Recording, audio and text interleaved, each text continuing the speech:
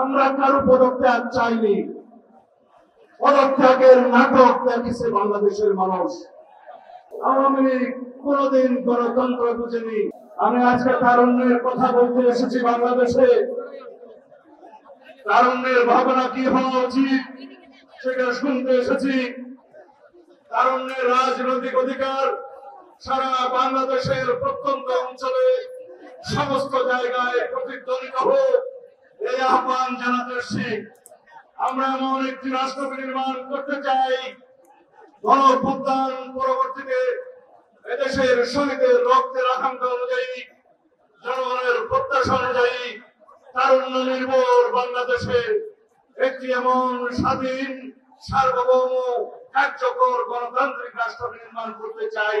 সেই রাষ্ট্রে এই তরুণরাই হবে মূল চালিকা শক্তি। যমুনা ইলেকট্রনিক্স ঈদে ডাবল খুশি অফার সিজন 3, যে কোনো পণ্য কিনলেই পাচ্ছেন নিশ্চিত ঈদ উপহার।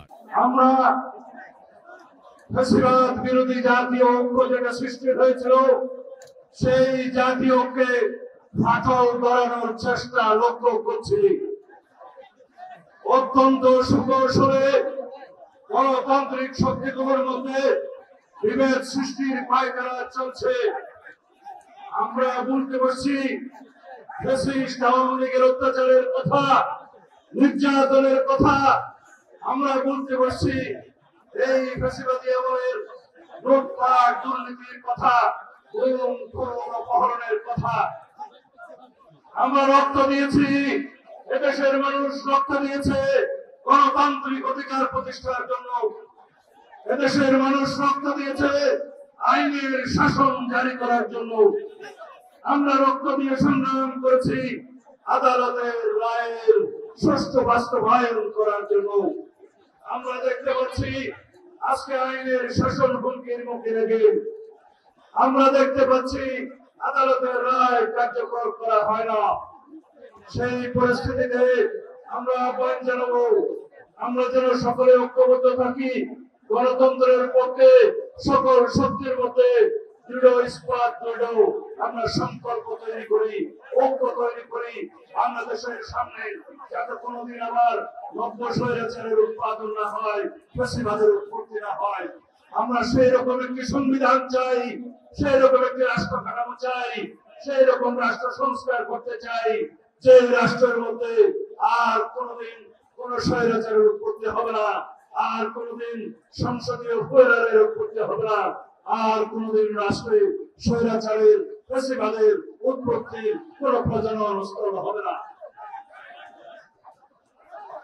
এই দেশে আমরা জানি 200 বছরের ব্রিটিশ শাসনের সময় ইস্ট ইন্ডিয়া কোম্পানি যে লুটপাট করেছিল, তার চাইতে বহুগুণ লুটপাট করেছে আওয়ামী ফ্যাসিবাদী শক্তি। তারা বিগত 15-16 বছরে প্রতি বছর 2 লক্ষ কোটি টাকা করে মোট প্রায় 30 লক্ষ কোটি টাকা এদেশের জনগণের সম্পদ বিদেশে পাচার করেছে। তারা 4 লক্ষ কোটি টাকা ব্যাংকের খেলাপি ঋণ রেখে গিয়েছে, দেশের মানুষের টাকা লুটপাট তছরূপ করেছে। মেগা প্রকল্পের নামে 2,80,000 কোটি টাকা মেগা দুর্নীতি করেছে এই ফ্যাসিস্ট হাসিনা। তারা বাংলাদেশে যেই রকম রাজনৈতিক বিবেচনায় ব্যাংকিং খাতে লোন দিয়েছে, ঋণ দিয়েছে, সেই ঋণ দিয়ে 24টা পদ্মা সেতু করা যেত, এই কথা আমি বলছি না। এই সমস্ত তথ্য দেবপ্রিয় ভট্টাচার্যের নেতৃত্বে গঠিত শ্বেতপত্র কমিটির রিপোর্টে প্রদান করা হয়েছে।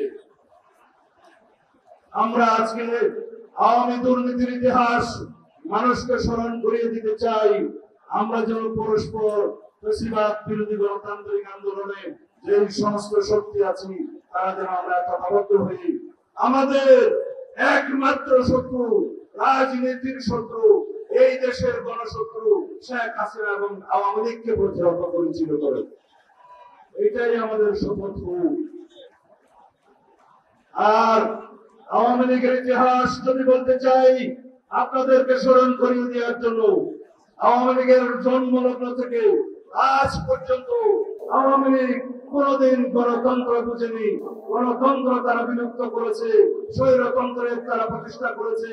তারা বাংলাদেশের হত্যা যজ্ঞের রাজনীতি করেছে, কখনো রক্ষী বাহিনীর মাধ্যমে, কখন রাষ্ট্রীয় সন্ত্রাসের মাধ্যমে। স্বৈরতন্ত্রের তারা প্রতিষ্ঠা করেছে, তারা বাংলাদেশের হত্যা যজ্ঞের রাজনীতি করেছে, কখনো রক্ষী বাহিনীর মাধ্যমে, কখন রাষ্ট্রীয় সন্ত্রাসের মাধ্যমে, কখনো ছাত্রলীগ যুবলীগের মাধ্যমে।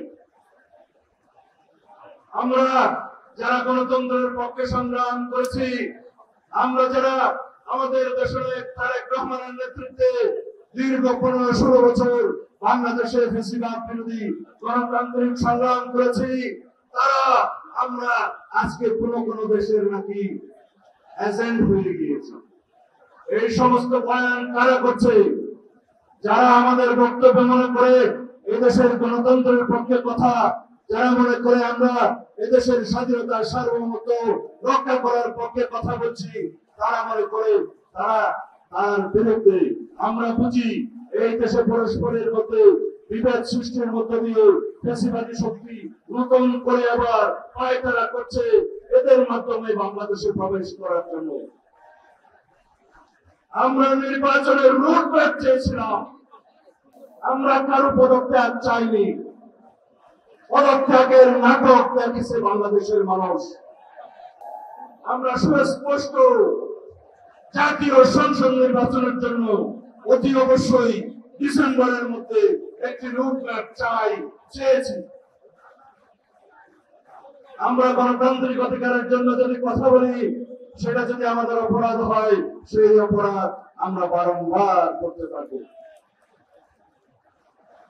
আমরা আশা করি এই সরকার আইনের শাসন প্রতিষ্ঠা করবে, আদালতের রায় কার্যকরের মধ্য দিয়ে ইশরাক হোসেনের শপথ পাঠ করাবে।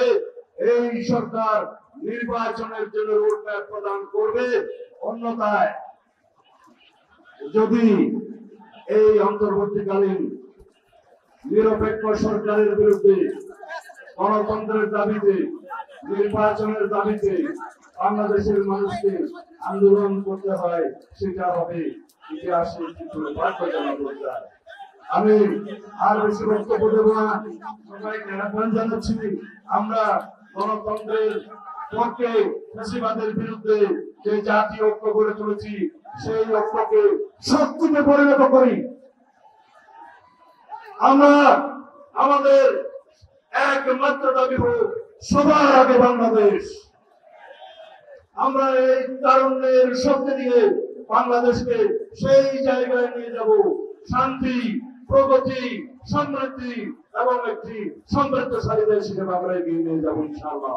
আমাদের নেতা জনাব তারেক রহমানের নেতৃত্বে আগামী দিনে বাংলাদেশের গণতান্ত্রিক যাত্রায় আমাদের সকলের সম্মুখভাবে থাকবেন, এই প্রত্যাশা ব্যক্ত করে আমি বিদায় নিচ্ছি। খোদা হাফেজ। বাংলাদেশ জিন্দাবাদ। বাংলাদেশ জাতীয়তাবাদী দল জিন্দাবাদ। বাংলাদেশ জাতীয়তাবাদী দল, ছাত্রদল, যুবদল, স্বেচ্ছাসেবক দল জিন্দাবাদ। খোদা হাফেজ।